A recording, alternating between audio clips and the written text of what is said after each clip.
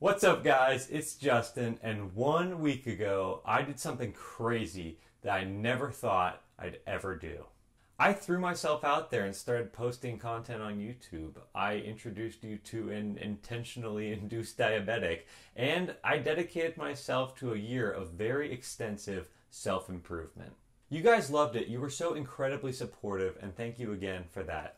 If you haven't seen that video already, go ahead and check it out. You guys also asked a lot of questions, so I just wanted to hop on today and make a quick video, kind of go over the answers to some of your questions, and also give you an update on how week number 1 went.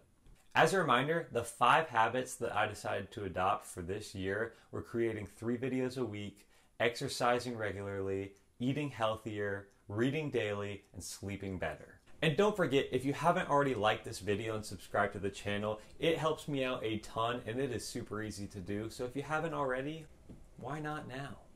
Okay, with that out of the way, the number 1 question that I got this week is, why are you doing this?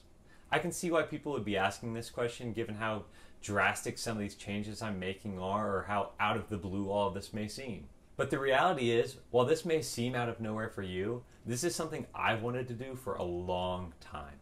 My life is great, don't get me wrong, and I'm incredibly blessed and thankful for everything that I have. But I do think there's something to be said for reaching that next level, unlocking your true potential, and I just can't keep making excuses to push that down the road anymore. I might end the year with only 100 subscribers. I might not get that much out of my daily readings. I don't know. But that's the thing, I don't know. And I'll never know if I don't give it a try.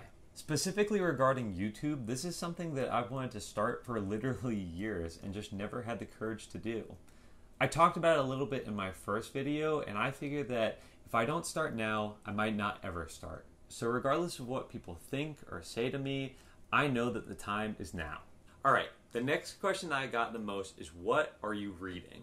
Well, actually, I'm reading the book that you see here sitting under the green plant, Financial Freedom by Grant Sabatier. Sabatier? Grant S. It's a book that covers everything under the sun when it comes to financial independence, whether that be growing a side hustle, travel hacking, getting the most out of your 9-to-5 income. It covers it all. I'm really enjoying it so far. I had already started this book before the challenge began, so I'm about halfway through at this point. And of course, when I finish the book, I'll give you guys a review. Free content. I also got asked multiple times about the specifics of my diet and exercise, so here they are. As far as diet goes, I'm trying to limit my calories while also getting as much protein as possible. This really aligns with my goals of both losing weight and gaining muscle. Breakfasts have usually been eggs and Greek yogurt, while lunches and dinners have been a variety of healthier meals that usually involve some sort of chicken. So much chicken. Again, I stick to this very strictly 6 out of 7 days of the week with no fast food, sodas, sweets, or pretty much any of my other favorite foods. I originally told you that I'd be working out 5 days a week, and after talking with multiple people who very generously helped me come up with my own workout plan, I'm actually going to be aiming for 6. I'll be doing 3-day cycles of workouts that focus on different muscle groups and be pairing those with either a HIIT workout or a core exercise each day. Again, this is what I believe will be most helpful for achieving both muscle loss and fat growth. That's a good idea. For achieving both fat loss and muscle growth, so that's the plan for now. As far as sleep goes, the number 1 question that I got asked is how I plan to track it. If you'll remember, I plan to sleep no less than 6 and no more than 8 hours on any given night. I've researched a lot of different methods when it comes to healthy sleep, and what I decided to do this past week was look at the time I was going to bed and set an alarm at a predetermined time between 6 and 8 hours from that point.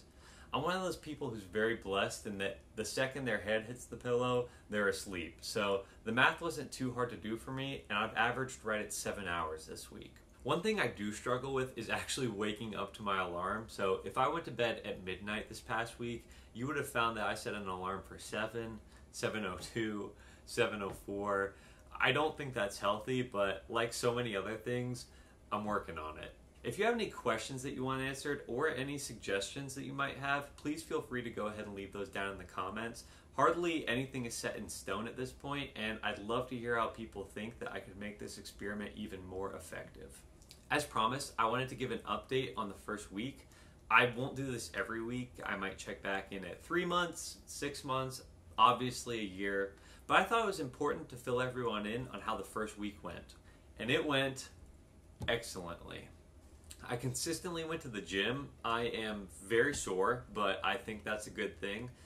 I stuck to my diet, which actually included some really delicious meals that really surprised me. I stuck to my sleeping schedule, which again was a huge change for me from the crazy sleep that I had been getting.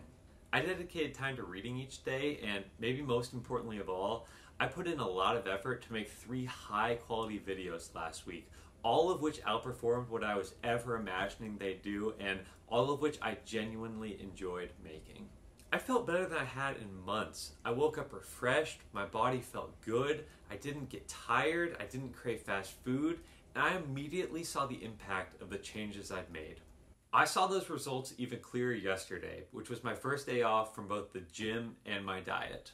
I went out to lunch with friends, we had an amazing time, watched football, I had a big juicy cheeseburger, and I immediately felt terrible. I was sluggish, my stomach was churning, and I didn't want to do anything the rest of the day but lay on the couch. I guess that's my body's way of saying that it does like the changes I'm making, and it doesn't have any interest in going back to the old way of doing things. So, 1 week in, less than 2% of the way there, I recognize that I have a long way to go, but I can tell you this, I'm not going anywhere. I'll continue to refine these habits, maybe pick up some new ones, and just continue to try to build the best version of myself. More than ever, I am excited for what's ahead. Thank you so much for taking the time to watch. Don't forget to comment your questions or your advice you have. I read everything and respond to everyone, so if you say it, I'll see it. And with that, have an amazing rest of your day, and I'll see you soon.